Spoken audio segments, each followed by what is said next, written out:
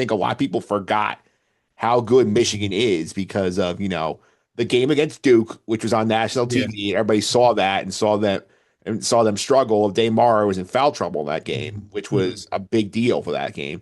And they lose to Purdue in the Big Ten title game. Like Mhm. I say, like those two things really push people off of Michigan when it really should not have. Yeah, for sure. And you brought up the players era.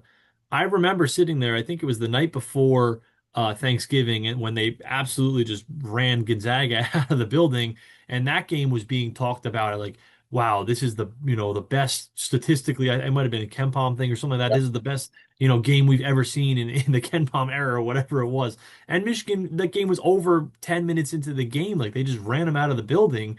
And I remember sitting there and being like, this team is amazing. This team's awesome. But so often we see these teams that are awesome in November that it doesn't really carry on for 5 months. Like that was almost 5 months ago now Yeah. that this team has been just elite, like a head and shoulders above everyone else. And I was just thinking about that after the title game. It's just so rare to see a team be that dominant basically from before Thanksgiving to the first weekend of April. You don't see that often.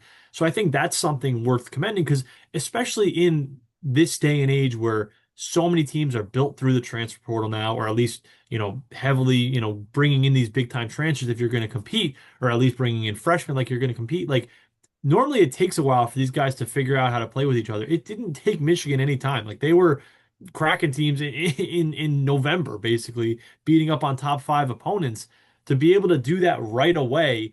And like it didn't like it's almost not an insult or a compliment to say about them that like they didn't get better as the year went on because they were so good from November on. Like they didn't need to get better. They just kind of maintained their level of play the whole season long. Just kind of speaks to how great talent really they put together.